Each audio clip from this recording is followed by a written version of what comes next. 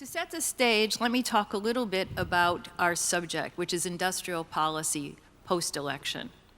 Under President Joe Biden, the United States has embraced industrial policy in ways that break from the past. In addition to investments in infrastructure, science, and human capital, the U.S. has identified sectors for active government support. Through the Science and Chips Act, the U.S. is offering roughly $280 billion in new funding to boost research and manufacturing of semiconductors in the United States. Through the Inflation Reduction Act, the U.S. is investing in many aspects of the transition to clean energy, including an estimated $12 billion in electric vehicle incentives. Behind this American embrace of industrial policy are concerns about economic resilience, national security, overdependence on supply chains dominated by China, and the need to ensure a fair transition in the face of massive technological change. I know these are concerns that many countries share. Turning to the upcoming U.S. presidential election, the topic of this panel, the Democratic nominee, Kamala Harris, has said that she supports the programs that were put in place under President Biden, the Science and Chips Act and the IRA. Conversely, the Republican nominee, Donald Trump, has been scornful of the need for an energy transition and has promised to undo much of the work of the IRA in particular. On China, Trump has promised much higher tariffs, a repeal of permanent normal trade relations, and assorted other decoupling initiatives. Sarah, I want to turn to you first. As someone who had a front row seat to the turn toward industrial policy, how durable do you think these new industrial policies are? How will they fare under either a Harris administration or a second Trump administration? Well, first of all, thanks for having me, and it's great to be back in Korea, where so much of the energy and know-how for the energy transition is really taking place. I think actually the policies put in place in the Biden administration are quite durable. There are, for sure, some pieces of the Inflation Reduction Act that may be vulnerable, but so much of the investment has taken place in red states and blue states. And I was with one of your companies earlier today that was telling me about the recent delegation from the Senate, the Codell, that came here, and it included Senator Haggerty from Tennessee and people from Michigan. And so there is a real level of support for the kind of investment, and nobody likes to eliminate jobs in the United States. So where we are watching most closely is certain provisions of the IRA. And remember that Mr. Trump would not only have to win himself, but also sweep of the Congress, and actually sweep it quite significantly in the Senate, because there are some moderate members of his own party in the Senate, from Maine and Alaska in particular, that are not going to really be amenable to that. So, but if it is a big sweep, then potentially the consumer EV credit is possibly vulnerable, and then potentially some more restrictions around on the production credits and 45X, some foreign entity of concern, some tightening. But I really think where we'll have to watch most closely is in the rulemaking in the executive branch. There are lots of different ways to define a foreign entity of concern. You could define it in a way that would make it very difficult for almost any material to qualify.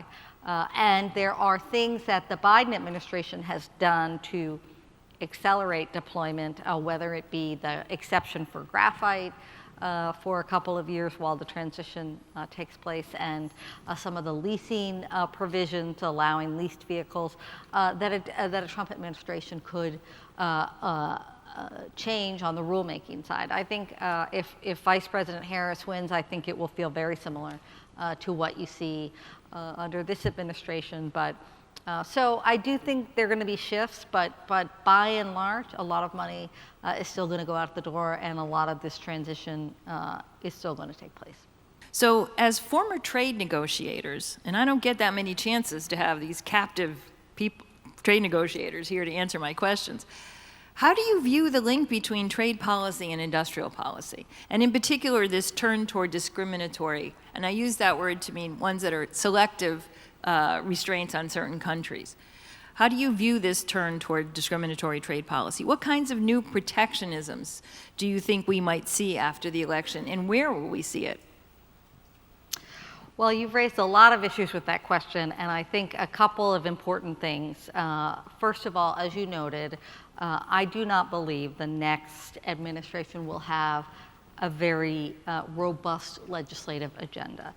They do need to resolve the tax issue next year with the expiration of the Trump tax cuts. That will cost somewhere in the $4 trillion range. You can shrink it a little bit. There's not a lot of appetite to raise taxes in the United States, despite some of the new ideas Harris has put forward. So that will be a thing, and if we see little bits and changes to the IRA, we'll see it, I believe, in that bill.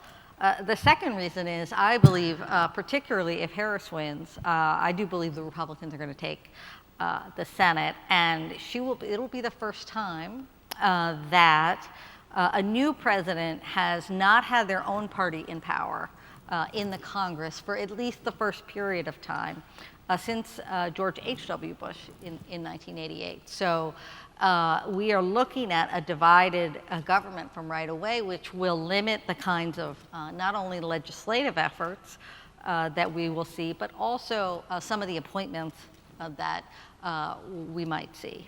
Trump is more likely to have a sweep if he wins, although the House could still go Democrat. So I think you're right to look beyond big legislative programs.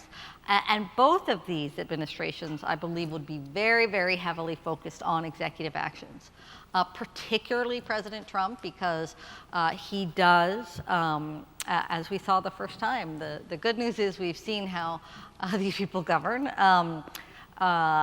Very, very active in the tariff space, in the trade space, very, very aggressive in his use of provisions that they believe they can do through executive orders. And I sit on a lot of panels with Trump trade experts. They are ready to go. They know exactly what authorities they'll be using. It will be quick. I do not believe that it will be the scope of what we are seeing in the campaign in terms of it's not going to be a 60% across the board a tariff on every import from China into the United States, and it's not going to be a 10 to 20% tariff on every other country import. But make no mistake, they are very serious about trade, and they are very, very focused on the trade deficit that the United States has with any given country, whether or not there is an FTA or not. I think they will be particularly focused on Mexico, given some of the concerns about immigration and some of what they're seeing in the auto industry, the EU, but any country, including Korea, that has a trade deficit with the United States should be on high alert. And I think you are right to say Korea is a very good model of somebody who's a country who went through this process with a Trump administration. You can negotiate a deal. I think was quite a favorable deal to Korea. But all of that is going to be back under Trump. I think regardless, I think you was well put. There is still a very much an America first sentiment in both, maybe a little bit less with Harris than we saw with Biden, but also Trump. And there is the sort of China kind of boogeyman. A lot of concerns about Chinese electric vehicles and their ability to penetrate the United States. I think one of the things we are starting to see, it's not really just trade tariff policy, it's a more comprehensive concern about some of these higher technology products coming in, and whether it's the race on semiconductors or electric vehicles, lots of concerns. These are higher tech products, and so one of the things the Biden administration is currently looking at about Chinese EVs coming in is, even if they bank shot through Mexico or another place, it's not necessarily the country of origin. Is there a technology or a security risk given how these vehicles can, collect data and can radar into sensitive things. So I think all of that's going to continue to be a very big issue, no matter who is president, whether it is again, we'll continue to see it in the semiconductor space. I believe we'll continue to see it in the electric vehicle and battery and clean energy transition as well. That was a very comprehensive response. Thank you for that. If I may follow up very quickly. Sure. Because we are here in Korea. You mentioned that you did not believe that even under a Trump administration, we would see the 10% to 20% across the board tariff. Obviously, this is very concerning to our trade partners. If you don't think we're going to see that, do you think we'll see some kind of across the board tariff under a Trump administration? So what I don't think they will do is 10% or 20% across the board with every single country. That might be the shot across the bow, and it is important. And you were in the Korean government going through this. The way that President Trump likes to negotiate, as you know, is to throw out a big idea and work from there. I think that ultimately they will choose to leave some products. I think what is different this time is they're talking about universal. That's not how they governed last time. The China tariffs were not on every product. They hesitated on some consumer goods. There is inflation going on in the United States. So I believe they will pick certain products. And I also, and so it won't be universal on every import. I also believe that they will focus their efforts on some countries and not all. So for any country where the United States does not have a trade deficit but has a trade surplus, I think will, ultimately be exempted. I think they will use it as a starting point to go through and negotiate with any partner. So I expect there to be some very disruptive, market-moving tariffs from a second Trump term. For sure. I just think they're going to drop this idea of every single country and every single product. One of the problems is, of course, state-led strategy versus, more reliance on the market. And one of the things we've experienced this summer is a big slowdown in demand for EVs in the West. So we've seen companies in the U.S., Ford, GM, Stellantis. We've seen it now in Europe with VW, Stellantis in Europe as well. Pulling back or slowing down or, retrenchment of investment.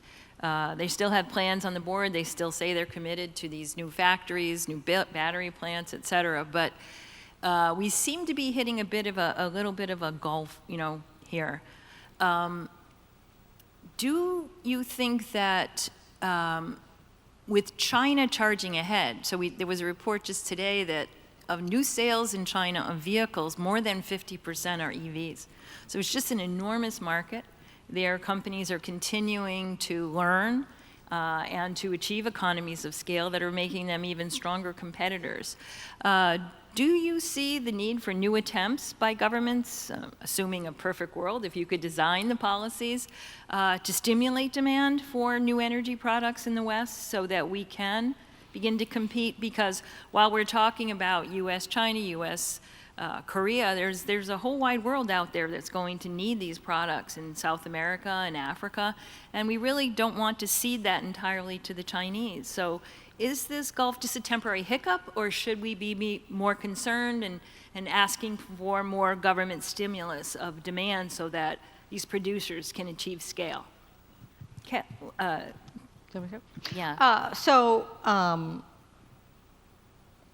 Look, we are on a line, an upward trajectory, and no upward trajectory is ever smooth and without its bumps. And I don't know if the line is this or this or this, but we are on the line.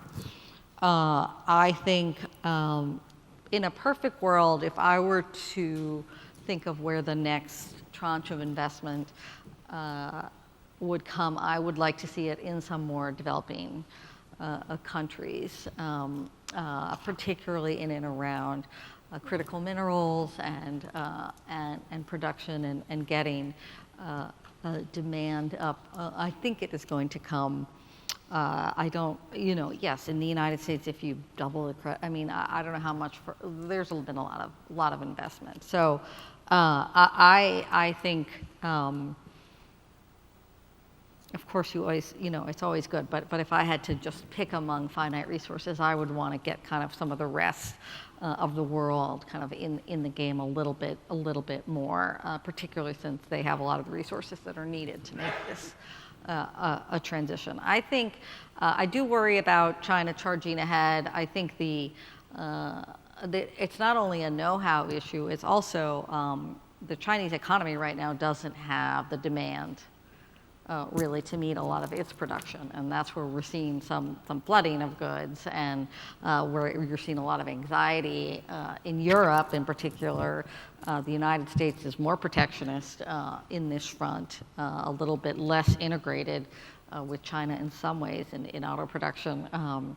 So I think you need to also worry about what China does in terms of if they have excess capacity in terms of flooding of these markets, because they are willing to take a loss, and it is very, very difficult to compete against them. So there's a lot to be concerned about for sure, but I do believe overall that a really big investment has been made by a lot of companies and countries, and we are on the right track. It is going to be a process, and if the companies got slightly ahead of themselves and need to pull back, I think that in some ways feels natural. The United States needs to do a better job of getting charging stations out, so there's a lot of chicken and egg stuff going on, but I'm still pretty bullish on overall EV penetration going forward. Anku, Sarah is bullish. She's optimistic. I think this is kind of temporary hiccup. What I observed in China is that EV doesn't just stop at EV. I mean, there's a kind of evolving new technology. For example, I was kind of struck by in China, this EV technology is sort of advancing to this kind of flying mobility. So this with EV battery, and then looks like some of these new startup were kind of launched in China, and then they got huge kind of venture funding to really kind of try out with this based on this EV technology. They are kind of using this as a sort of flying, mobility, and then looks like Chinese government provided license for this startup to kind of try out. Experiment this technology. So, I mean, I think in Korea there was a sort of kind of pushback with this kind of a fire on the EV vehicle in the underground, parking lot. So safety issues and some of the security issues. So there might be some of a kind of hiccup or sort of speed bump, but I think every country, this corporation understand that this is key technology, future technology, and then a lot of new derivative technology will, emerge out of this technology. So if you lose your competitive edge in this industry, you're out forever. So I don't think, whoever occupies the White House next year, and also in other countries, I think they will continue to try to, use sort of smart policies. And when we talk about this policy, the subsidy is not all, And I think the Chinese government were very smart in using some of, this kind of new creative, the policy measures that you don't really need big, funding. For example, what I heard was that in China, in order to get this the new car, the plate number, you have to wait. If you get this combustion engine, you have to wait several months. But they made this new policy that if you get a EV, just give it right away. So I think that doesn't take a lot of funding, but it's very effective in really promoting this EV in domestic market. So I think many countries, Korea, the United States, European Union, need to think of this kind of new creative policy approach. And then I think right now the U.S. government really try to kind of ban everything from, these U.S. companies collaborating with Chinese companies.